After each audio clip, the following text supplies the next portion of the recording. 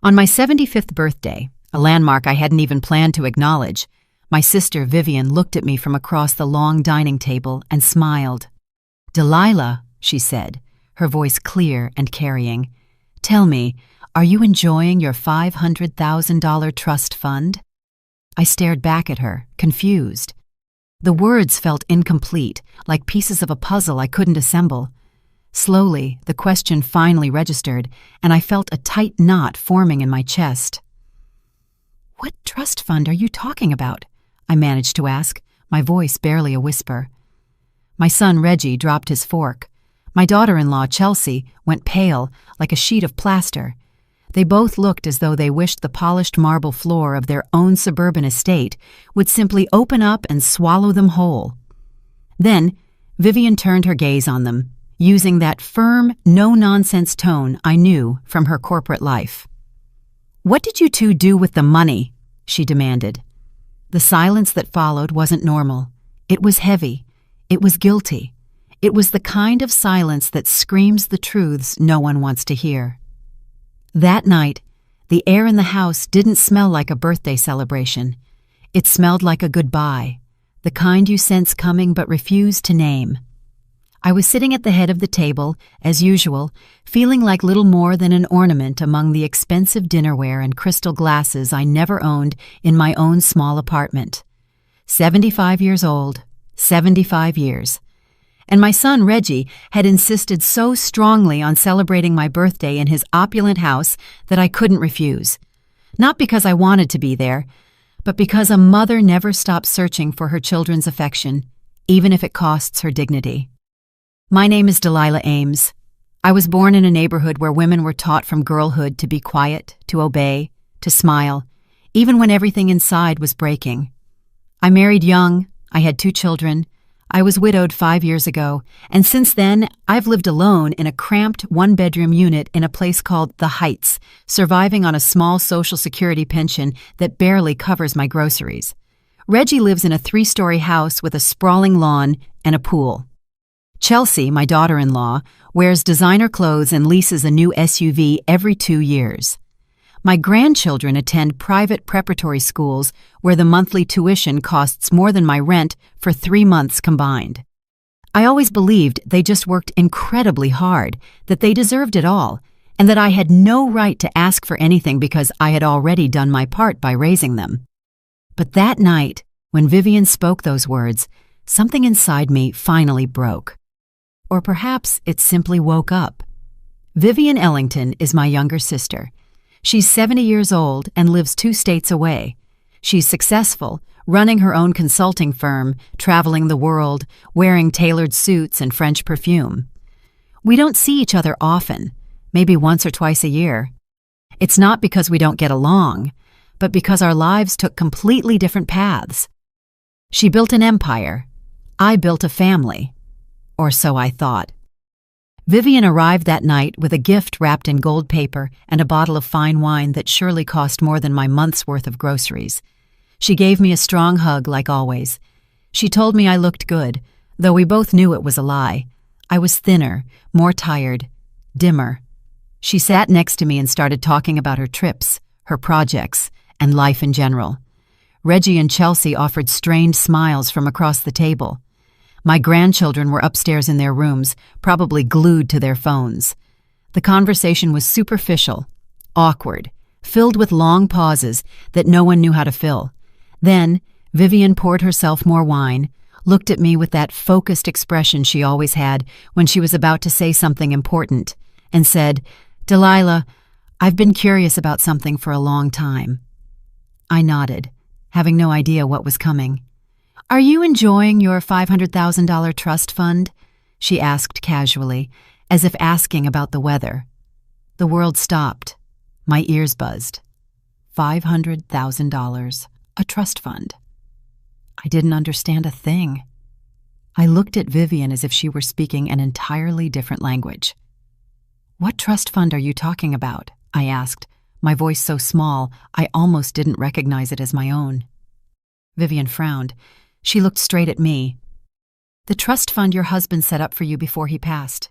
You're not using it." I felt the floor tilt beneath my feet. My husband, my late husband, a trust fund. He never spoke to me about it. I never saw documents. I never received any money. Nothing, absolutely nothing. I don't know anything about that, I murmured, feeling the sting of tears in my eyes. Vivian placed her wineglass on the table with a dry thud. Her face hardened. She was no longer the kind sister who arrived with gifts. She was the relentless businesswoman who tolerated neither lies nor betrayal. She turned to Reggie and Chelsea, who were frozen like statues. "What did you do with the money?" she asked in a voice so cold it seemed to drop the temperature in the room. Reggie cleared his throat. He tried to smile. "Aunt Vivian, I think there's a misunderstanding." "There is no misunderstanding," Vivian cut him off. "I was present when your father signed those documents. I was a witness. $500,000 in an irrevocable trust for Delilah, with clear instructions that she was to receive monthly payments for life. Where is that money?" Chelsea stood up so quickly, her chair nearly toppled over. "I need to go to the bathroom," she mumbled, practically sprinting from the room. Reggie stayed put, opening and closing his mouth like a fish out of water. His eyes avoided mine. And in that moment, I knew. I knew my sister was telling the truth. I knew my son had robbed me. I knew that everything he had, everything he flaunted, everything that made me feel like a burden, had been built with my money. "Mama," Reggie began, using that whiny child's voice he used when he'd done something wrong. "Let me explain." But I raised my hand. I didn't want to hear it. Not yet. First, I needed to understand. I needed to process. I needed to breathe. Vivian pulled out her phone. "I'm calling Elias Carter," she stated firmly. "The attorney who handled your father's trust. He has all the copies, all the documents, everything." Reggie paled even further. "Auntie, that's not necessary." "Oh, yes, it is necessary," Vivian replied, already dialing the number. I remained seated, staring at my untouched plate. My head was spinning. My husband had left me $500,000. $500,000. I had been living on less than $800 a month, skipping meals, wearing worn-out clothes, feeling like a burden to my son. And all that time, he had my money. Tears began to fall. I couldn't stop them. They weren't tears of sadness. They were tears of rage, humiliation, and a betrayal so profound it fractured my soul. Vivian ended the call and put her hand over mine. "Elias is coming here," she said softly. "We're going to fix this, I promise you." Reggie remained frozen, his face flushed and his forehead sweaty. Chelsea hadn't returned from the bathroom. The birthday celebration, which was supposed to be a party, had turned into a trial, and I, the guest of honor, was the only one who hadn't known I was the victim of a crime.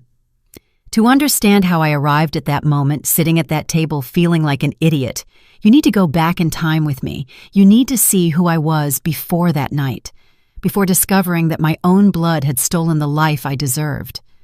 I had always been the invisible woman, the one who served the coffee but never drank it, the one who cooked for everyone but ate the leftovers, the one who listened to everyone's problems but never spoke of her own. That's how I was raised. That's how I raised my children. That's how I lived for 75 years. My husband Jeremiah passed away 5 years ago from a sudden heart attack. He was a hard-working man, honest and quiet, like me.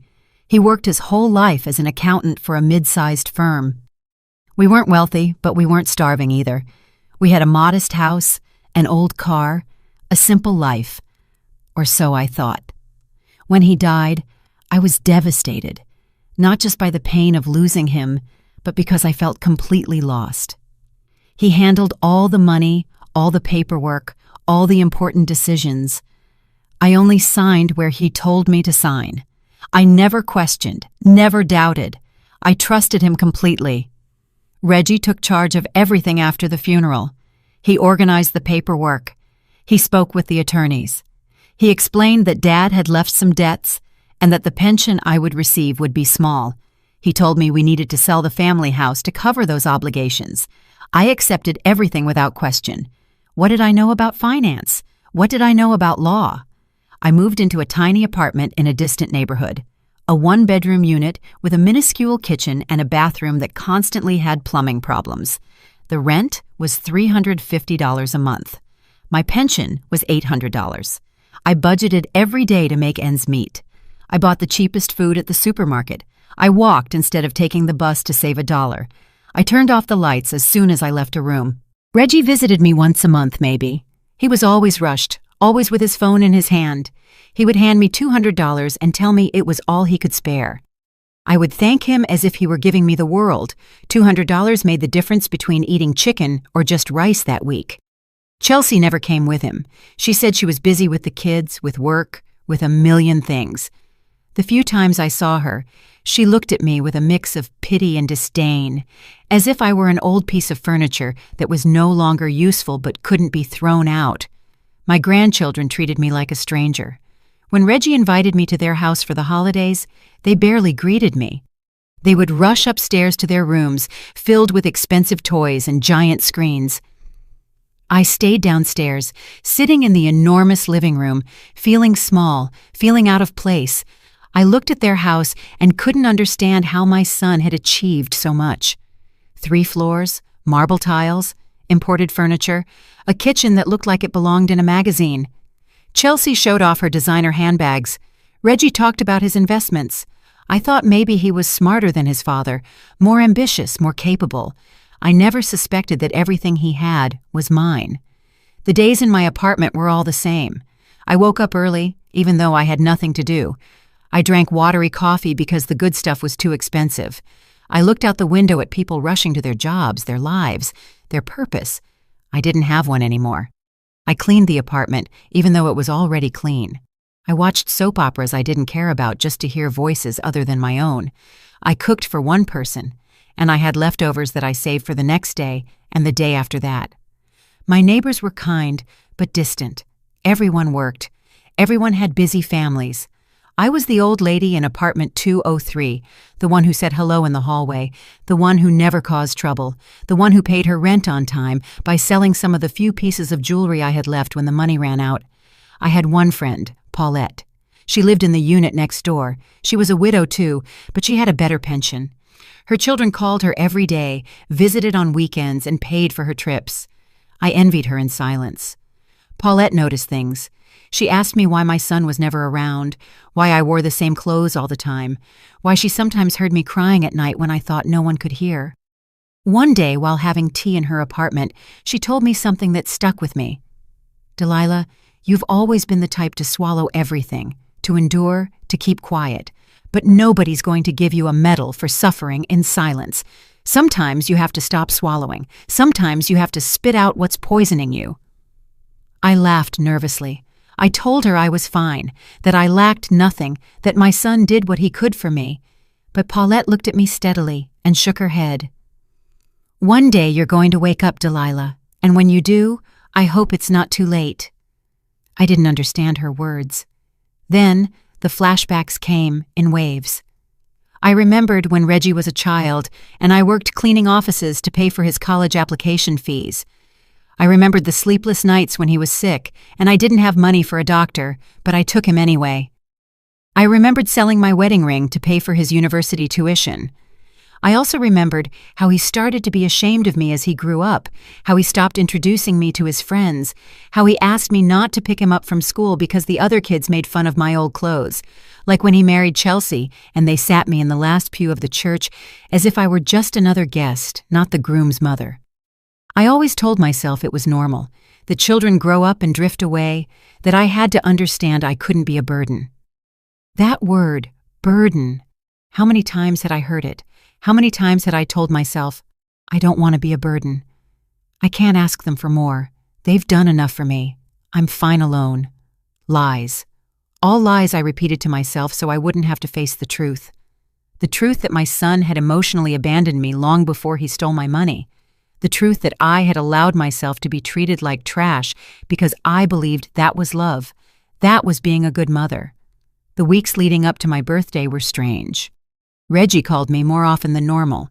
He insisted I come to his house for the celebration. He said Chelsea was preparing something special, that the children wanted to see me. I accepted, thrilled. I thought that maybe they were finally including me, that maybe they were finally seeing me. Paulette helped me get ready that night. She lent me a nice shawl, styled my hair, and told me I looked beautiful, but she also said something else, something that sounded like a warning. If anything feels off tonight, don't stay quiet. You are worth more than you think. I laughed. I told her to stop worrying, that I was just going to have dinner with my family, that everything would be fine. But as the rideshare drove me toward Reggie's house, something in my stomach churned. A feeling I couldn't name, as if my body knew something my mind still didn't want to accept. I arrived, and the house was brightly lit. Soft music, the smell of expensive food. Reggie opened the door with a huge smile. Too huge. Chelsea greeted me with a kiss in the air beside my cheek. Too sweet. The children came down to give me a quick hug before disappearing again. Too rehearsed. Everything was too much. I sat at that enormous table, feeling lonelier than I did in my empty apartment. And then Vivian arrived. My sister, whom I didn't know would be there, whom Reggie clearly didn't expect, the one who held the key to unlock the box of lies he had so carefully built. Everything began to twist 3 weeks before my birthday, although I didn't know it then. I was still living my usual life, my small life, my day-to-day survival on $800 a month, and the illusion that things would improve someday. It was a Tuesday afternoon. I was sitting in my living room watching the news when the phone rang. It was Reggie. That was already odd. He didn't call on Tuesdays, he called on Sundays, if at all, and the conversations always lasted less than 5 minutes. "Mama," he said in a strange voice, a voice trying to sound casual but filled with something I couldn't identify. "How are you?" "Fine, son. Everything good over there?" Yeah, everything's good. Hey, I wanted to talk to you about your birthday. It's coming up, right?" "My birthday. 75. I hadn't thought much about it. Why bother? There was nothing to celebrate. Just another year of loneliness, another year of counting coins. "Yes, the 23rd, I replied without much enthusiasm. "Chelsea and I want to do something special, a dinner at the house. How does that sound?" I was surprised. They never organized anything for me. I had spent my last birthday alone, eating canned soup in front of the television. "You don't have to go to any trouble," I said automatically. "I'm fine. I don't need anything." "Mama, it's no trouble. We want to do it. The kids want to be there too. It's going to be nice." Something in his tone made me uneasy. He was too insistent, too anxious, but I wanted to believe him. I wanted to believe that maybe my son was finally seeing me, that maybe he finally cared. "Okay," I accepted. "Thank you, son." "Perfect. I'll send a car to pick you up that day. Don't worry about a thing." He hung up quickly, as always. I stayed there with the phone in my hand, feeling a mix of emotion and suspicion. Why now? Why this year? What had changed? The following days were like all the others, but I couldn't stop thinking about that dinner. It made me hopeful. It allowed me to dream that maybe things between Reggie and me could improve, that maybe he had reflected, that maybe he remembered everything I had done for him. A week later, Reggie called again. This time his voice sounded tenser. "Mama, I need to ask you something. Have you talked to Aunt Vivian lately?" The question surprised me. Vivian and I spoke every 2 or 3 months. Short conversations. She was always busy. I never had much to tell. "No, I haven't spoken to her in about 2 months. Why?" "No reason. Just curious. Hey, about the dinner. It's better if it's intimate. Just us. Close family. How does that sound?" "Of course, son. Whatever you want." But something about that conversation left me uneasy. Why was he asking about Vivian? What did she have to do with my birthday? Paulette noticed my concern. She always noticed everything. We were having tea in her apartment when I mentioned it. "He says he wants to have a dinner for my birthday," I told her. "But I don't know. He sounds weird, nervous." Paulette put her cup down and looked at me seriously. "Delilah, do you trust your son?" The question hurt. "He's my son. Of course I trust him." Even though he never visits you? Even though he has you living on less than he spends on tips? Even though he lives in a mansion while you count pennies to buy bread? He does what he can for me, I defended him. I always defended him. It was my job. It was what mothers do. And what if he's not doing anything for you? What if he's doing everything against you? Don't say that, I begged, feeling tears threaten to spill. Reggie is not like that, Paulette sighed. She took my hand. Delilah, listen to me. You are a good woman, too good. And good people always end up being trampled by those who have no scruples. I'm not saying your son is evil. I'm just telling you to open your eyes. Don't swallow everything they tell you without chewing first. Her words floated in my head for days. I tried to ignore them. I tried to convince myself that she was wrong, that she was bitter, that she was projecting her own problems onto my life. But at night, when I couldn't sleep, I started asking myself questions. Why was Reggie living so well if I had been left with nothing? Why had my husband left me only that miserable pension if he had worked for 40 years? Why had Reggie handled all the paperwork without letting me see anything? One afternoon, I decided to search. I didn't know exactly what I was looking for, but I needed to find something, anything. I took out the box of documents I had stored in the closet, old papers, paid bills, photos, memories. At the bottom, there was a folder with some documents from my husband's funeral, receipts, certificates, a letter from the attorney who handled everything. The letter was addressed to Reggie. It said something about finalizing the estate's affairs, but it said nothing specific, nothing I could understand. There was a name, Elias Carter, attorney at law with a phone number. I held that paper for a long time. Should I call? What would I say? What right did I have to interfere in things that Reggie had already resolved? But Paulette's words echoed. Open your eyes. Don't swallow everything. I put the paper in my handbag. I didn't call that day or the next, but I carried it with me as if it were a bomb I didn't dare detonate. The Friday before my birthday, Reggie showed up at my apartment without warning. That never happened. He never came without calling first. He knocked on the door, and I nearly jumped out of my skin. "Son, what a surprise," I said, opening the door. He walked in, looking around as if it were the first time he'd ever visited, as if he'd never seen the poverty I lived in, as if he'd just realized how miserable my life was. "Mama, I need to talk to you," he said without sitting down. "Did something happen? Are you okay?" Yes, I just wanted to confirm that you're coming to dinner on Tuesday. It's important that you're there." "Of course I'll be there. You already told me." He ran his hand through his hair. He was sweating, even though the apartment was cool. "And you haven't talked to anyone? No one has called you asking about Dad? About money things?" My heart started beating faster. No. Who would call me? No one. "I'm just asking. Sometimes there are scammers who call widows, saying there are inheritances or things like that. If anyone calls you, don't pay attention to them and let me know immediately."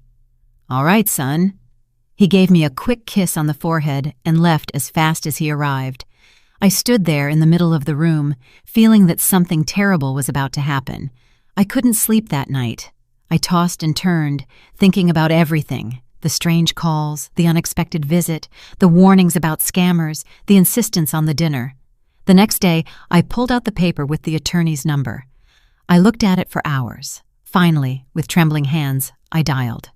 A secretary answered, "Carter Law Group, good afternoon." "Good afternoon. I'd like to speak with Mr. Elias Carter. Who may I say is calling?" "Delilah Ames. I'm Jeremiah Ames's widow. He handled some affairs for my husband 5 years ago." There was a pause. "One moment, please." The wait was eternal. I almost hung up 3 times, but something stopped me. Finally, a male voice. "Mrs. Ames, this is Elias Carter. What a surprise to hear from you after so long." "Excuse me for bothering you," I began, my voice trembling. "I just wanted to ask about my husband's papers. You helped with everything after his death." "Yes, that's right." "I worked with your son, Reggie, on all the paperwork. And there was something about a trust fund. The silence on the other end was deafening, so long that I thought the call had been disconnected. "Mrs. Ames," the attorney finally said, his voice very serious. "I think you and I need to talk urgently." My birthday dawned gray, as if the sky knew what I still refused to accept. I woke up early, even though the dinner was in the evening. I couldn't sleep thinking about the conversation with the attorney, Elias Carter. After that call, he had asked me to meet him. He told me there were things I needed to know, things that should have been told to me 5 years ago.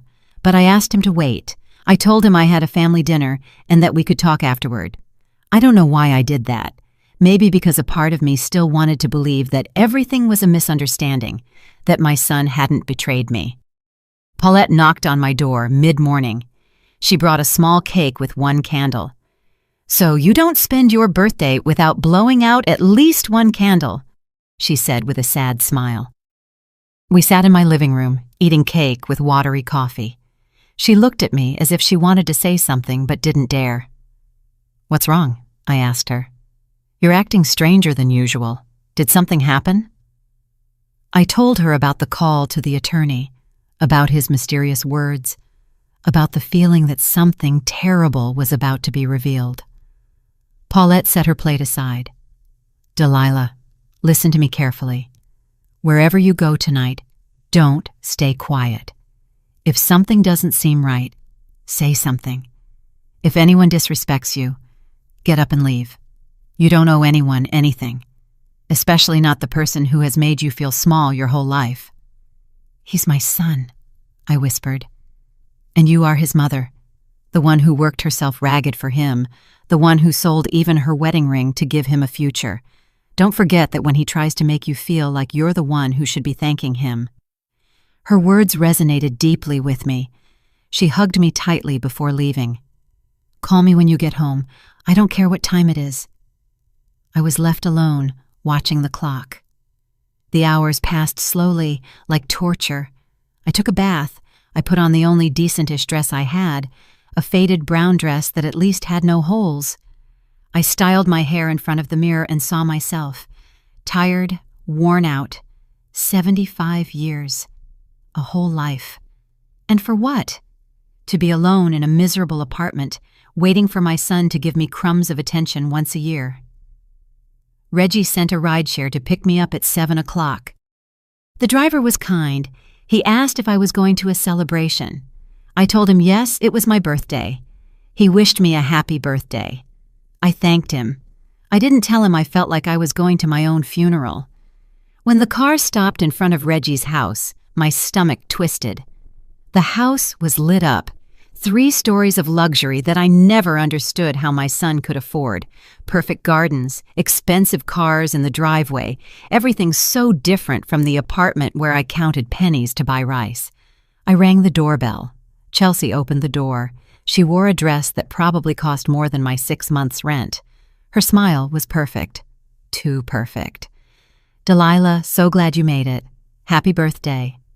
She gave me 2 air kisses, not even touching my cheek. I stepped inside, and the smell of expensive food hit me. Shrimp, wine, freshly baked bread, everything I couldn't afford. She led me to the living room. Reggie was there with the children. He stood up to greet me. "Mama, happy birthday." He hugged me, but it was an empty hug, the kind you give out of obligation. The grandchildren greeted me from the sofa without standing up. They muttered a mechanical, "Hi, Grandma," and went back to their phones. I sat in a chair, feeling like I was in the way at my own celebration. Chelsea brought wine glasses. "Would you like one, Delilah?" "No, thank you. Water is fine." "Are you sure? It's a very nice imported Cabernet." "I'm sure." Reggie was nervous. I could tell. He shifted a lot. He looked at his phone every 2 minutes. He made conversation, but his words sounded hollow, rehearsed. 30 minutes passed of forced conversation, superficial questions about my health, comments about the weather. Nothing real, nothing deep. I just wanted the dinner to end quickly so I could leave. And then the doorbell rang. Reggie turned pale. Chelsea almost dropped her glass, but caught it before it shattered. They looked at each other with an expression I couldn't decipher. Fear, panic, something like that. "Are you expecting someone else?" I asked. "No," Reggie said quickly. Too quickly. "It must be a mistake." But the doorbell rang again, more insistently. This time, Chelsea went to open it. I heard voices at the entrance. A woman's voice I recognized immediately, even though I hadn't heard it in months. Vivian, my sister, walked into the living room like a hurricane, elegant as always, gray tailored suit, high heels, expensive perfume, perfect hair. She carried a large gift wrapped in gold paper and a bottle of wine. "Delilah!" she exclaimed, excited to see me. She ran to hug me. A real hug, the kind that squeezes tight. "Happy birthday, sister. 75 years. I can't believe it." I was in shock. "Vivian, I didn't know you were coming. I wanted to surprise you. Reggie told me you were having a birthday dinner, and I couldn't miss it. 75 years doesn't happen every day." I looked at Reggie. It was obvious from his face that he hadn't told her anything. Vivian had come on her own, and he hadn't expected her. He hadn't wanted her there. "Aunt Vivian, what a surprise," Reggie said, his voice tense. "We didn't know you were coming." "That's why it's a surprise, nephew." Vivian sat next to me and took my hand. "How are you, Delilah? You look thinner." "I'm fine," I lied. "Are you sure? Are you eating well? Do you have enough with what you have?" The questions made me uncomfortable, not because they were rude, but because they were real, because they touched the truth I always hid. Yes, everything is fine." Vivian looked at me as if she didn't believe me, but she didn't insist. Instead, she turned to Reggie and Chelsea. "What a beautiful house you have. Every time I visit, I'm more surprised. How's the business, Reggie?" "Good. Everything's going well." "I'm glad because I know it's not easy to maintain a lifestyle like this. The private schools for the children, the cars, this house, it all costs money. But I imagine with the investments you made, you've done very well." Reggie cleared his throat. "I've been lucky." "Luck helps, but so does the initial capital, right?" The air thickened. I didn't understand why, but something in Vivian's tone was different, as if she were playing a game whose rules only she knew. Chelsea reappeared from the kitchen. "Dinner is ready." We moved to the enormous dining room, a wooden table that could seat 12 people. Fine china, silver cutlery, cloth napkins, everything so elegant, everything so far removed from my reality. They seated me at the head of the table as the guest of honor. Vivian sat on my right. Reggie and Chelsea were across from me, and the children sat silently and bored at the ends. The food was exquisite. Salad with ingredients I didn't recognize, baked salmon, potatoes with herbs, expensive wine that everyone drank but me, polite conversation that said nothing. And then Vivian put her fork down on the plate, took a long sip of wine, looked at me with an expression I couldn't read, and said the words that would change everything. "Delilah, I want to ask you something that's been on my mind for a while. Are you enjoying your $500,000 trust fund?" The world stopped. The noise in the dining room vanished. All I could hear was my heart pounding in my ears. $500,000. Trust fund. The words made no sense. "What trust fund are you talking about?" I asked, my voice trembling. Vivian frowned. "The trust fund your husband Jeremiah left for you before he passed. I was present when he signed the documents. $500,000, so you could have a dignified old age, so you would never lack for anything." Tears began to sting my eyes. "I don't know anything about that." Vivian put her glass down with a dry thud. Her face completely changed. She was no longer the sweet sister. She was the relentless businesswoman. She turned to Reggie and Chelsea. "What did you do with the money?" The silence that followed that question was so heavy, I could feel it crushing my chest. Reggie and Chelsea were completely motionless, like pillars of salt, as if time itself had frozen just for them. My grandchildren looked confused, darting their eyes from one adult to another, not understanding what was happening. I didn't fully understand either, but something inside me already knew the truth. I had known it since the call with the attorney. I had known it since Reggie's strange visits. Maybe I had known it for 5 years, but I refused to see it. "Aunt Vivian," Reggie began, his voice shaky, "I think there's a misunderstanding here." "There is no misunderstanding," Vivian cut him off with a coldness I had never heard from her. "I was there in Attorney Elias Carter's office. Your father asked me to witness the signing of those documents. $500,000 in an irrevocable trust for Delilah with guaranteed monthly payments for life. $4,000 monthly. Everything legally protected, so she would never have to worry about money. $4,000 a month. I was living on $750. The words wouldn't fit in my head. They couldn't be real. "Mama," Reggie said, finally looking at me, "let me explain." But Vivian raised her hand. "No, answer my question first. Where is that money? Why is your mother living in a miserable apartment on a pension that barely covers her food? Why does she know nothing about the trust?" Chelsea got up so fast her chair nearly fell over. "I need to go to the bathroom," she muttered, practically running out of the dining room. The children also got up. "Can we go to our rooms?" the older one asked. "Go," Reggie said without looking at them. It was just the three of us, Vivian furious, Reggie terrified, and me in the middle, feeling my world crumble piece by piece. "Reggie," I said, with a voice I didn't recognize as mine, "is what your aunt says true?" He ran his hands over his face. He was sweating. His hands were shaking. "Mama, it's complicated." "It's not complicated," Vivian interjected. "It's quite simple. Yes or no, did you know about the trust fund?" Silence. "You knew," my sister insisted. "Yes," Reggie finally whispered. "I knew." The words hit me like stones, like physical blows, like a betrayal that stole my breath. "And why didn't I know?" I asked, feeling the tears start to fall uncontrollably. Reggie wouldn't look me in the eye. "Dad named me the administrator of the trust. He left me in charge of managing everything. I thought it was better to use it for investments, to make the money grow, to secure the family's future." "The future of which family?" Vivian asked with contempt. "Your future, because you clearly didn't care about your mother's future. She is the beneficiary, not you. That money was for her." "I was going to give it to her," Reggie defended himself weakly, "when the time was right." "When?" I shouted. I couldn't hold back any more. 75 years of holding everything in silence, and finally, something inside me snapped. "When was the right time, Reggie? When I was starving? When I couldn't pay my rent anymore?" "Mama, it's not like that." "Then how is it?" My voice was shaking with rage and pain.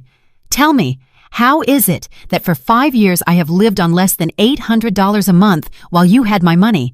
Tell me, how is it that I've sold my belongings just to eat while you bought luxury cars? Tell me, how is it that I felt like a burden to you when you were living off what was mine the entire time?" Vivian pulled out her phone. "I'm calling Elias Carter right now. He has all the documents, all the proof, and we are going to settle this once and for all." "Auntie, wait," Reggie pleaded. "It's not necessary." "Oh, yes, it is necessary." Vivian was already dialing the number. "Very necessary." Reggie looked at me with pleading eyes. "Mama, please, we can fix this within the family. We don't need to involve attorneys." "Fix it how?" I asked. "By giving me the crumbs you decide to give me when it suits you?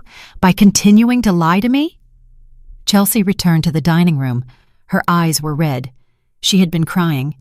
She stood next to the door, as if ready to bolt at any moment. Vivian held the phone to her ear. "Elias, it's Vivian Ellington. I'm here with my sister Delilah. We need you to come immediately. Yes, it's about the Jeremiah Ames Trust Fund." Pause. "Excellent. We'll wait for you." She hung up and looked at us all. "He's coming here. He's bringing all the documents. We're going to resolve this tonight." "You can't do this," Chelsea said, in a high-pitched, whiny voice. "This is our house, and that is my sister's money." Vivian replied coldly. "The money you stole." "We didn't steal anything," Reggie protested. "I was the legal administrator. I had the right to make decisions. You had the right to administer the money for your mother's benefit, not for your own." Vivian stepped closer to him. Do you know what that's called? Embezzlement, fraud, theft, and it can land you in prison. Reggie paled further. I didn't want to hurt Mama. I just thought I could make better use of the money, invest it, multiply it. And did you multiply it? Vivian asked. Where are the original $500,000 plus 5 years of investment gains? Because from what I can see, they're in this house, in those cars, in those expensive clothes your wife is wearing, all built with your mother's money, while she was going hungry. I remained seated, listening to everything as if it were a movie, as if it weren't my life, as if they weren't talking about my son who had robbed me, lied to me, and let me suffer while he lived like a king with my money. Reggie, I finally said, my voice calm, too calm, the calm that comes after a storm. Look me in the eyes.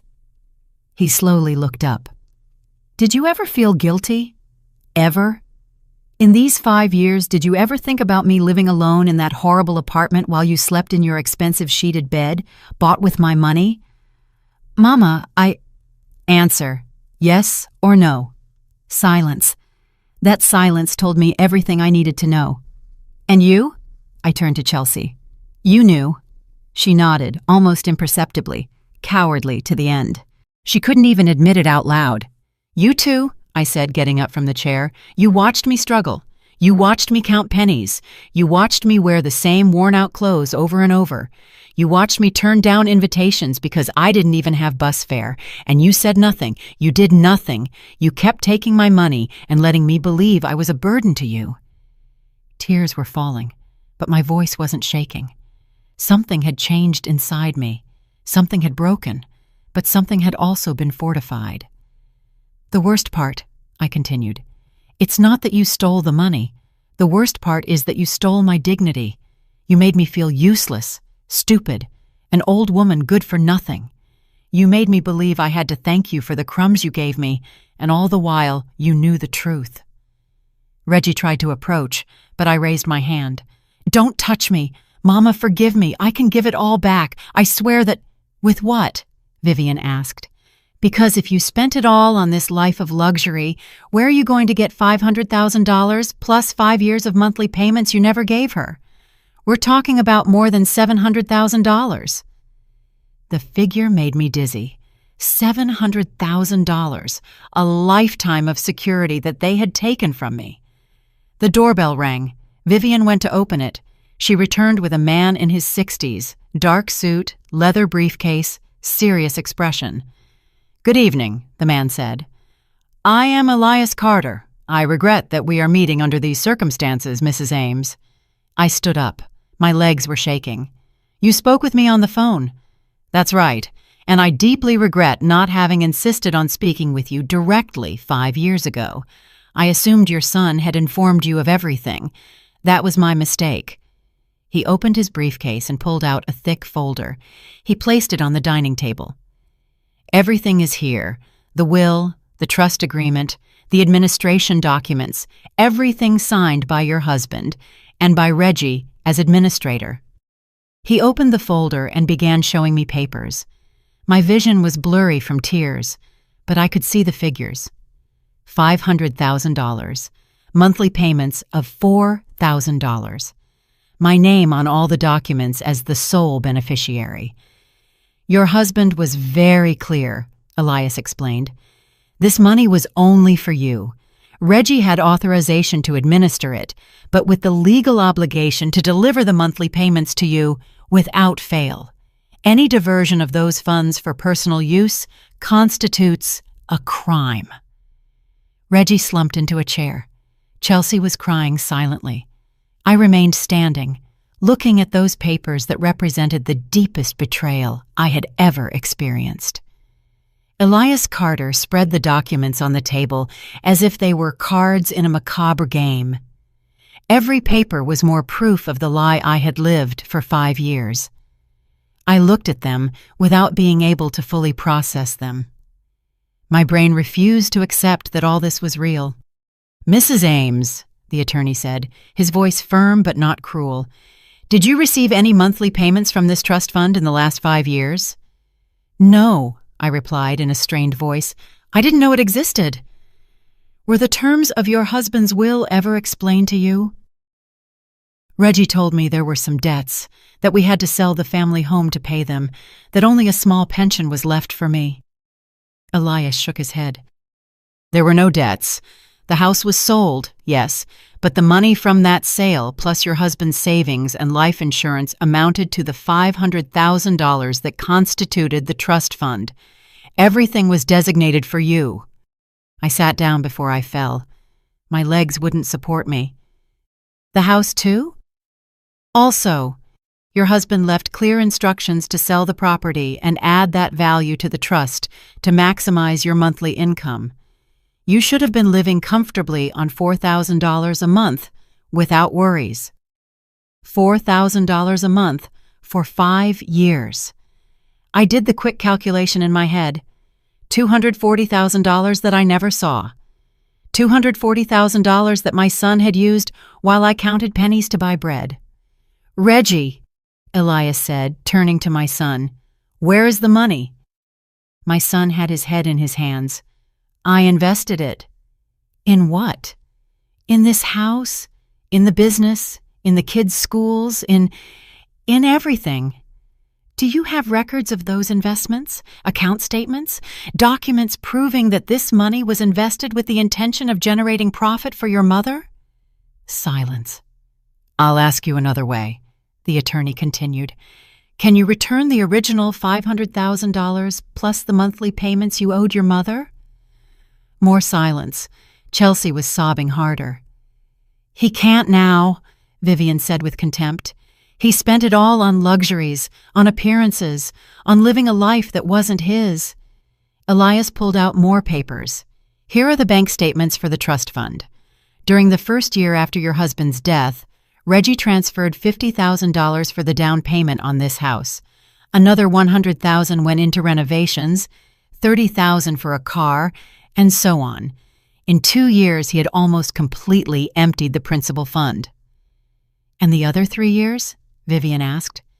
Loans against the trust fund, more transfers, small amounts here and there that total significant figures. By the time we realized, there was practically nothing left. We realized, I repeated. You knew all of this. Elias lowered his gaze. For the first time, the attorney looked ashamed. I knew Reggie was making movements. He is the legal administrator, so technically he had authorization, but I assumed you were aware that he consulted you, that there was a family agreement. I never imagined you knew nothing. Why didn't you reach out to me to confirm? My voice sounded harsher than I intended. I should have. It is my professional responsibility, and I offer my sincerest apologies. But I must also tell you that Reggie assured me several times that you were well cared for, that you were living with them, that you didn't need the money monthly because he covered all your expenses. I looked at Reggie with a mix of horror and disgust. You told him I was living with you? Reggie didn't answer. He couldn't even look at me. You told him that? I shouted. I no longer cared about controlling myself. You lied to the attorney, telling him you were taking care of me while I was living alone, eating canned soup. Mama, I thought that eventually I would bring you to live with us. When? In 10 more years? Never. That was another lie you told yourself to sleep soundly at night. Chelsea finally spoke. Her voice was shrill and pathetic. We wanted to help you, Delilah, but we had expenses. The children need so many things. The house is expensive to maintain. It wasn't out of malice. Vivian laughed, but it wasn't a cheerful laugh. It was a laugh filled with scorn. It wasn't out of malice. Then what was it? Ignorance? Greed? You justify stealing from an elderly woman because your children need to go to private schools? We didn't steal from her, Chelsea insisted weakly. Yes, you did, Elias said with legal firmness. That is exactly what you did. Misappropriation of fiduciary funds, fraud, financial abuse of an elder. All of those are criminal offenses, in addition to civil ones. Fear settled on Reggie's face. Criminal? But I'm her son. She won't press charges. Everyone looked at me. I stayed silent. I didn't know what I was feeling. Too many emotions at once. Pain, rage, betrayal, but also something new. something I hadn't felt in years. Power, the feeling that I finally had control. "What remains of the trust fund?" Vivian asked Elias. The attorney reviewed his papers. "Approximately $30,000 is all that hasn't been squandered. 30,000 out of 500,000. My husband had worked his whole life to secure my future, and his own son had destroyed it in less than 5 years. And what options does my sister have?" Vivian continued. Elias adjusted his glasses. "Several. She can file a civil lawsuit to recover the funds plus damages. She can file a criminal complaint for fraud and embezzlement, or she can try to reach a private agreement with her son for the return of the money." "Which do you recommend?" Vivian asked. "It depends on what Mrs. Ames wants to achieve. If she wants to recover her money quickly, a private agreement might be faster. If she wants justice and real consequences, the legal path is more appropriate, although longer." I got up from the chair and walked to the window. Outside, everything looked normal. The perfectly manicured lawn, the streetlights illuminating the neighborhood of expensive houses. None of it was real. Everything was an illusion built with my money and my suffering. "Mama," Reggie said behind me, "please talk to me. Tell me what you want me to do." I turned around slowly. I looked him in the eyes, those eyes that once looked at me with a child's love. Those eyes that now only reflected fear and guilt. "What do I want you to do?" I repeated his words. "I want you to tell me the truth, for the first time in 5 years. Did you plan this from the beginning? As soon as Dad died, did you already know you were going to keep my money?" "No, it wasn't like that. At first, I only took a little for the down payment on the house. I thought I would pay it back, but then we needed more and more, and it got out of hand." "And you never thought of telling me the truth? Of giving me at least some of what was mine?" He looked down. "I was afraid you would get angry, that you would judge me. And you preferred to leave me to live in misery? You preferred to see me suffer rather than face your mistake? You thought I was fine, that I didn't need so much, that I was happy with my simple life." Those words pierced me like knives. Happy. Do you think I was happy starving? Happy wearing clothes with holes? Happy feeling like a burden to you every time I asked for $200 miserable dollars? "Mama!" "Don't call me Mama. A mother to you was someone to use and discard, someone whose sacrifice was worth nothing, someone you could lie to and steal from without remorse." Chelsea approached timidly. "Delilah, please think about the children. If this goes public, if there's a trial, they will suffer. They will lose their father." I looked at her incredulously. "You're asking me to think about your children? You who never thought about me? What are you going to tell them when they ask why their father is in trouble? That he robbed their grandmother and she had the audacity to defend herself?" Vivian stood next to me. "You don't have to decide anything now, Delilah. Take your time. Think carefully about what you want." Elias closed his briefcase. "Mrs. Ames, I will prepare a complete report of everything for you. Bank movements, transfers, everything documented. Then you decide what to do with that information." "How long do I have to decide?" I asked. "Legally, you have several years to file a lawsuit, but I recommend acting soon. The more time passes, the harder it will be to recover the assets." I nodded. My head was spinning. I needed to get out of there. I needed air. I needed to be alone to process all this. "I'm leaving," I announced. "I'll take you," Vivian said immediately. Reggie took a step forward. "Mama, wait. Don't leave like this. We can talk more. We can—" "There is nothing more to talk about tonight," I interrupted him. "You did what you did. Now, I'm going to do what I have to do." I walked toward the door. Vivian followed me. Elias gathered his papers and walked with us. Before leaving, I turned around one last time. Reggie was standing in the middle of his expensive living room, in his luxurious house, surrounded by everything he bought with my money.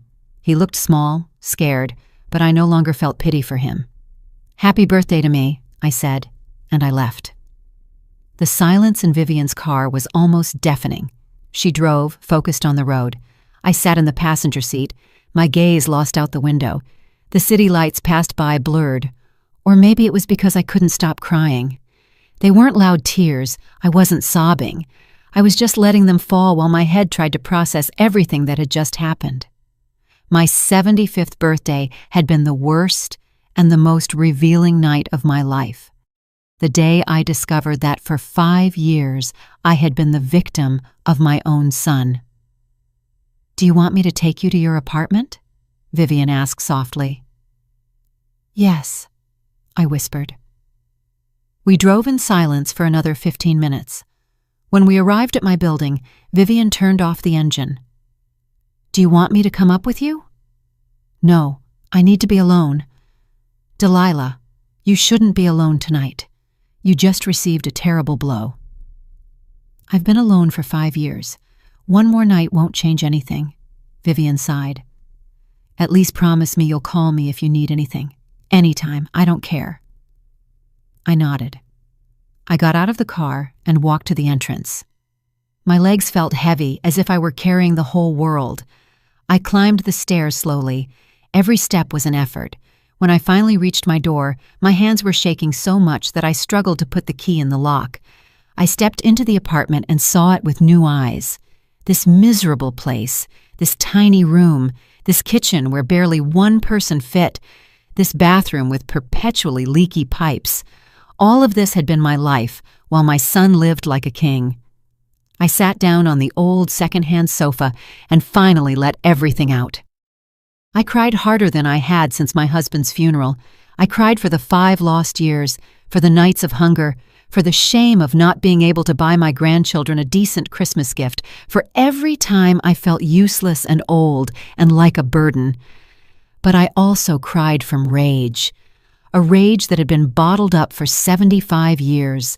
Rage against a world that taught me to be quiet, against a life that taught me to endure, against myself for accepting everything without ever questioning it. I don't know how long I sat there in the dark. Eventually, I heard a knock at the door. It was Paulette. "I saw you arrive," she said when I opened it. She carried 2 steaming mugs. "I made tea, and I won't take no for an answer." I let her in. We sat together on the sofa. She didn't ask me anything, she just waited. And after taking a sip of tea, I told her everything, every word, every revelation, every betrayal. Paulette listened in silence. When I finished, she put her mug on the table and took my hands. "Delilah, do you know what just happened tonight? I found out my son robbed me." "No, well, yes, but something more important happened too. You stopped swallowing. You stopped being quiet. For the first time in your life, you demanded answers. You demanded the truth. And that, my friend, is the beginning of everything." "I don't feel strong," I admitted. "I feel destroyed." Being destroyed and being weak are not the same thing. Sometimes you have to completely fall apart so you can rebuild yourself the right way, without the lies, without the weight of others' expectations. Her words resonated with me. She was right. Something had changed tonight. I hadn't just discovered the truth, I had also discovered my voice. The voice I had silenced for 75 years because I was taught that good women don't complain, that good mothers forgive everything, that good wives obey. "What are you going to do?" Paulette asked. "I don't know yet. The attorney is going to send me all the documentation. I have options, but I don't know which one to choose." "Which one scares you the most?" The question took me by surprise. "Fear." "Yes. Sometimes what scares us the most is what we need to do most." I thought about it. What scared me most? Suing Reggie? Pressing criminal charges? Destroying the perfect image he had built? No. What scared me most was something else. "I'm afraid to be free," I said quietly. "I'm afraid to have money. I'm afraid not to need him because then I won't have an excuse to continue being invisible, to continue being small, to continue accepting crumbs." Paulette smiled sadly. "That is exactly what you need to face." She stayed with me late. When she finally left, I stayed awake in the dark, thinking, remembering, processing. I remembered the little girl I was, the one who dreamed of being a teacher. But my parents said women didn't need to study that much, that it was better to marry young and start a family. I remembered the young woman who wanted to work, but my husband said wives stayed home, that her job was to care for the children and keep the house clean. I remembered the mother who wanted to do things for herself, but my children told me to rest, that I had done enough, that they would take care of everything. My whole life had been a series of voices telling me what to do, what to think, what to feel, and I had obeyed because I believed that was love. I believed that sacrificing myself was the right thing to do. I believed that disappearing was noble. But tonight, I had learned something. Sacrifice without reciprocity is not love. It is self-destruction. And I had been destroying myself for 75 years, believing I was being virtuous. The next few days were strange. Elias Carter sent me all the documentation as promised. Thick folders filled with papers that showed every dollar Reggie had taken, every transfer, every lie documented in bank statements. Vivian visited me every day. She helped me review the documents. She explained legal terms I didn't understand. She reminded me again and again that I had done nothing wrong, that the fault lay entirely with Reggie. Reggie called many times. He left messages, pleading messages, messages where he promised to give everything back, messages where he cried and asked for forgiveness. I didn't answer any of them. I wasn't ready. Chelsea called too. Her messages were different. They were justifications. They were attempts to make me feel guilty. Think about the family. Don't be selfish. The children need you. As if I owed them anything after what they had done to me. Paulette accompanied me in the afternoons. We had tea. We talked about everything and nothing. She shared stories of her own life, of how her children had also disappointed her at certain times, of how she had learned to set boundaries, to say no, and to choose herself without feeling guilty. "Do you know the difference between us and our daughter's generation?" she asked me one day. "They learned they could have it all. We learned we deserved nothing, and both lessons are wrong." A week after my birthday, Vivian arrived with a proposal. "I've been talking with Elias," she said, sitting on my sofa, "and I think we have a strategy." "What kind of strategy?" "One that gives you back your money, but also your dignity. One that makes Reggie face the consequences, but without completely destroying the children who are innocent in all this." I listened as Vivian explained the plan. It was intelligent, it was fair, but it was also relentless. It required me to be firm, to not back down, to not let guilt or maternal love make me retreat. "Can I do it?" I asked out loud, though the question was more for myself. "You can," Vivian affirmed, "but only if you really want to. No one will judge you if you decide to forgive and forget. It's your decision. What would you do?" My sister looked at me steadily. "I already know what I would do, but I'm not you. I didn't spend 5 years living in this apartment. I didn't have to sell my belongings to eat. I didn't have to endure my own son making me feel like garbage while he lived off my money. This decision is yours alone." I didn't sleep that night. I walked around the small apartment, thinking, weighing options, imagining futures. Finally, when the sun began to rise, I knew what I was going to do, and for the first time in 5 years, maybe in 75 years, I felt sure of a decision. Not because someone told me it was the right thing to do, but because I knew it was. I stood in front of the bathroom mirror. I looked at the woman staring back at me. She was 75 years old, deep wrinkles, completely white hair, hands worn by years of cleaning and cooking and serving others. But I also saw something new in her eyes, something that hadn't been there before. Determination, strength, the kind of strength that doesn't come from shouting or fighting, the kind of strength that comes from knowing your worth and never letting anyone take it away again. "I don't need to raise my voice to be heard," I told my reflection. "I just need to stop lowering it." I picked up the phone and dialed Elias Carter's number.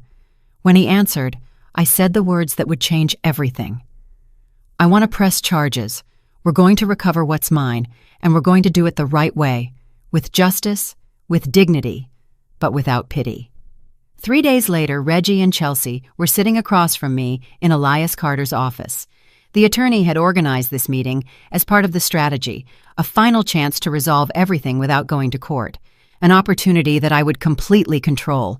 Reggie looked terrible, sunken eyes, unshaven stubble, wrinkled clothes. Chelsea was stiff in her chair, arms crossed, with a victimized expression that made me nauseous. Vivian was sitting beside me. Elias was at his desk with a mountain of documents in front of him. I was in the center, calm, firm, ready. "Thank you for coming," Elias began. "We are here to reach an agreement that avoids a long and costly legal process for both parties." "Mama," Reggie interrupted immediately, "I just want to tell you I'm sorry. I'm so sorry. I know there's no forgiveness for what I did, but I swear I'll give it all back." I raised my hand. "Don't talk yet. First, you're going to listen." He went quiet. He looked like a scolded child, but I no longer felt pity for him. "For 5 years," I began, my voice quiet but firm, "you robbed me. You lied to me.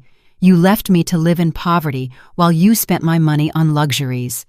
You made me feel like a burden, that I had to thank you for the crumbs you gave me.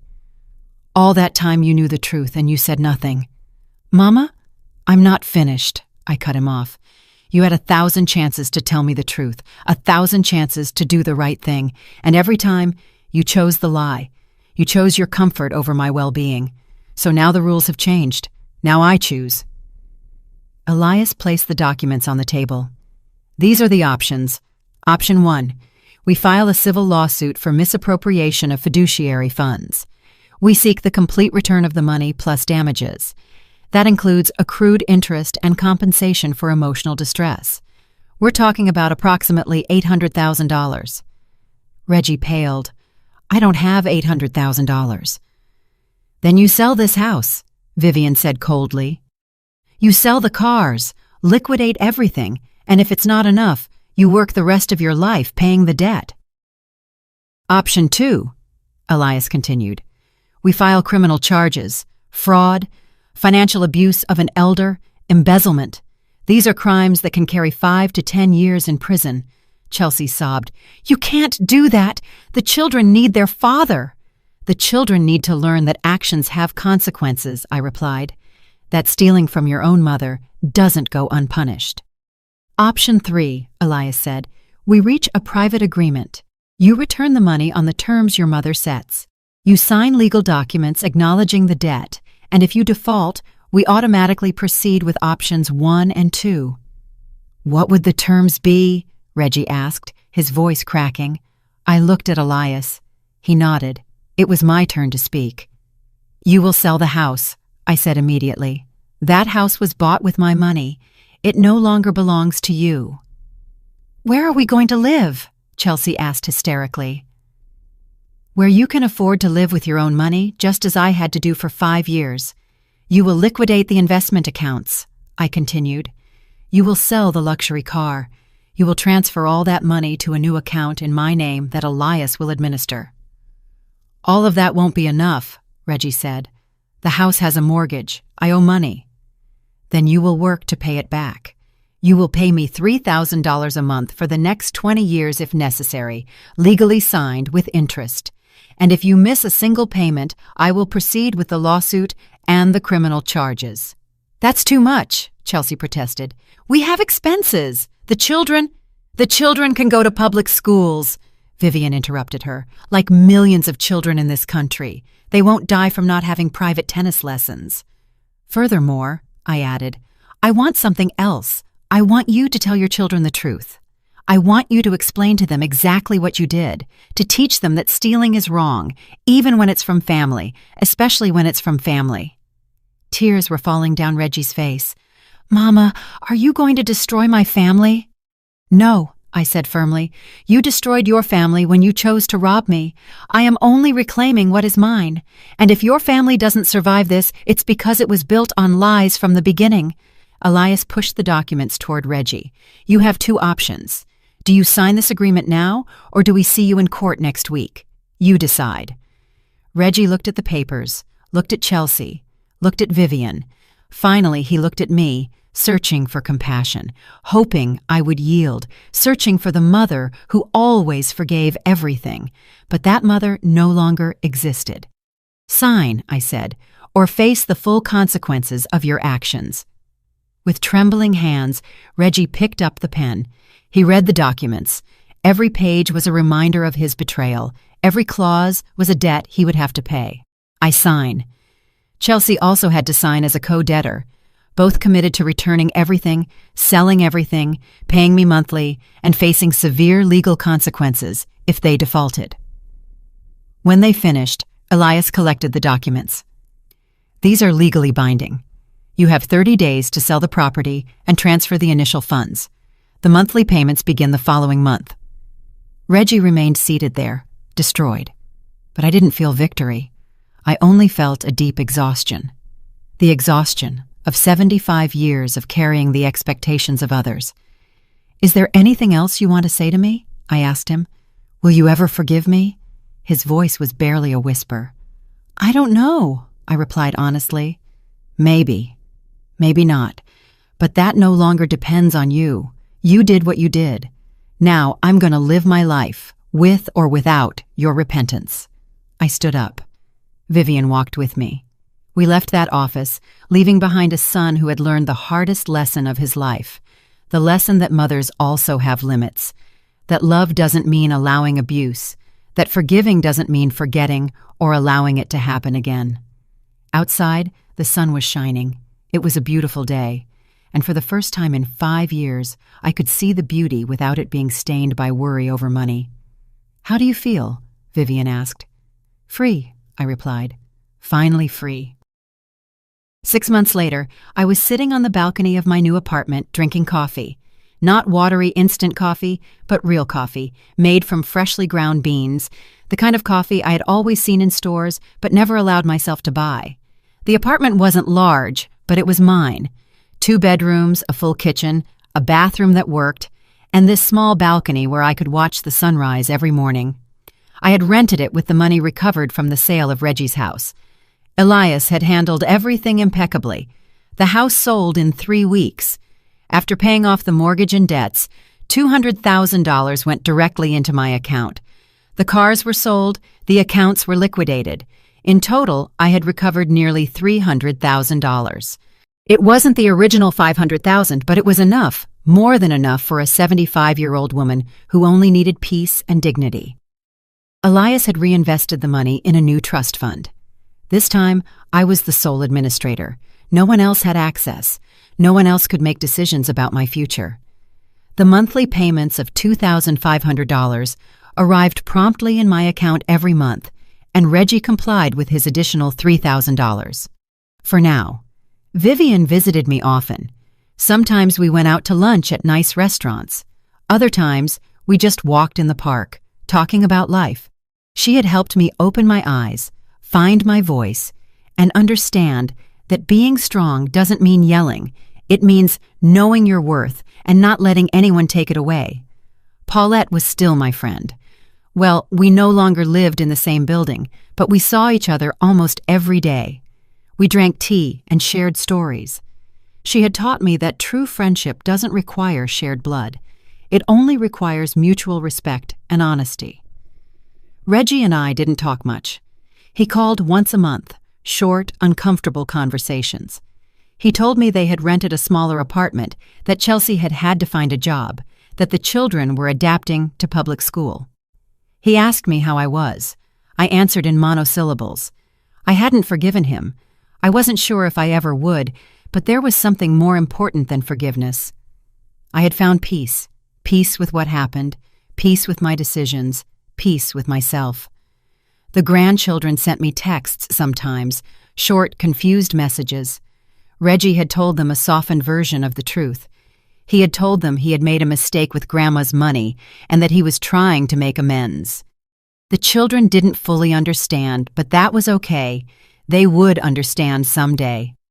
I had started doing things I never allowed myself to do. I took painting classes. It turned out I had a talent for landscapes. Nothing professional, but I liked it. It made me happy, and that was enough.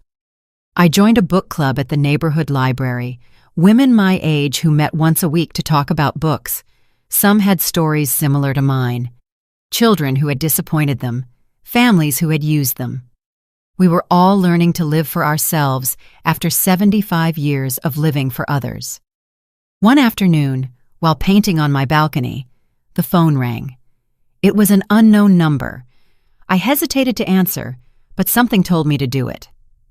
"Mrs. Ames," a young woman's voice said. "Yes, this is she. My name is Maria. I'm a social worker from the community center. One of the women in your book club told our coordinator your story, and we were wondering if you would be interested in speaking with other elderly women who are experiencing family financial abuse." I stayed quiet, processing the proposal. "You don't have to decide now," Maria continued, "but we believe your experience could help other women find their voice, to understand that they are not alone." "Let me think about it," I replied. I couldn't sleep that night, thinking about that call. Me helping others? Me sharing my story? For 75 years, I had been invisible, silent. Now I was going to speak publicly. I told Vivian about it the next day. She smiled. "Remember what I told you months ago, that sometimes you have to fall apart to rebuild yourself correctly? You fell apart. You rebuilt yourself, and now you can help others do the same." "I'm scared," I admitted. "Fear is good," she said. "It means it matters. It means it's real." A week later, I was sitting in a circle of 10 women at the community center, all over 60, all with stories of families who had used them, robbed them, and made them feel invisible. I told them my story without embellishment, without softening it, the complete truth, the trust fund, the betrayal, the poverty, and also the recovery, the justice, the peace.